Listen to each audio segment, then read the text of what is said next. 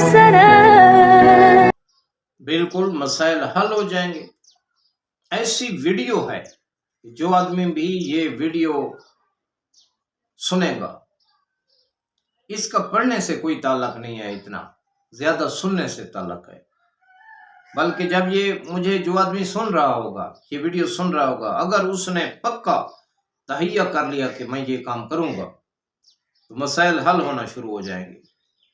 4 5 یا 6 منٹ کی ویڈیو ہے تو میں گارنٹی سے کہتا ہوں جو آدمی خشوع و خضوع سے سنے اور پھر اپنے آپ کو تیار کرے، اپنے دل و دماغ سے تہیہ کرے گا کہ میں یہ آدمی کروں گا، اپنے دل و دماغ سے تہیہ کرے کہ میں یہ کام کروں گا، تو اسی نیت کی ضرورت ہے. جب وہ نیت کر لے گا تو انشاءاللہ اس کے جو مصائب و آلائم اور دنیا کے جو مسائل ہیں وہ حل ہونا شروع ہو جائیں گے.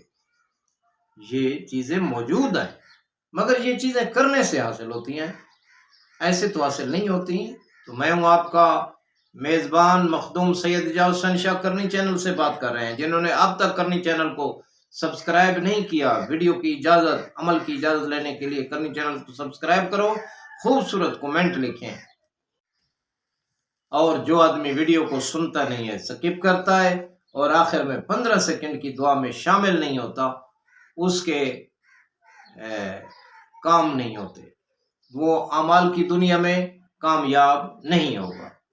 تو یہ کیا ہے؟ آپ صبح نماز کے بعد صدقہ دینا ہے.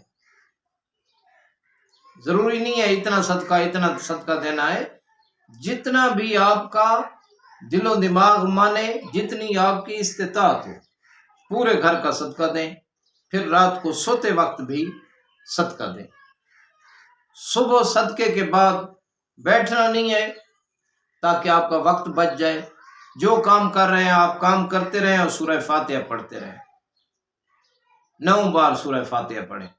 رات کو جب صدقہ دیا اس کے بعد 9 بار سورہ فاتحہ پڑھ لیں تو آپ کے مسائل حل ہونا شروع ہو جائیں گے. آپ انشاءاللہ مجھے دعائیں دیں گے. واللہ بخدا ایک بار نہیں 1000 بار آزمودہ عمل ہے اور دل کی گہرائیوں سے بتا رہا ہوں. ایک آدمی میرا دوست تھا، روزانہ مصائب و علائم، روزانہ مصیبتوں میں گھرا ہوا، جب بھی میرے پاس آتا رونے لگ جاتا تھا. میں نے یہی عمل بتایا ہے. میں نے کہا صبح بھی صدقہ دیں، شام بھی. صبح ہر کوئی دیتا ہے، رات کو کوئی نہیں دیتا. زیادہ تر مصیبتیں رات کو آتی ہیں.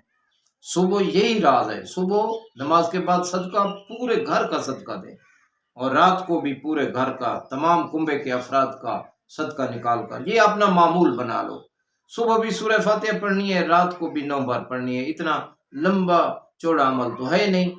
پھر تو وہ آدمی جب 1 ماہ کے بعد آیا تو مجھے کہنے لگا کہ مخدوم صاحب کوئی مسئلہ نہیں رہا، میں مسائلستان سے پاک و پاکیزہ ہو گیا ہوں، اللہ کا مجھ پہ کرم ہو گیا ہے. اس سے آسان عمل تو میرے پاس ہے بھی نہیں. درود شریف بھی کثرت سے پڑھا کریں تاکہ قبولیت ہو جائے. آخر میں میری یہ دعا ہے کہ اے اللہ ہمیں راہ مستقیم پر قائم رہنے کی توفیق عطا فرما. کروڑوں درود و سلام ہوں محمد والے محمد علیہ السلام پر، اللہم صلی علی محمد وعلی محمد.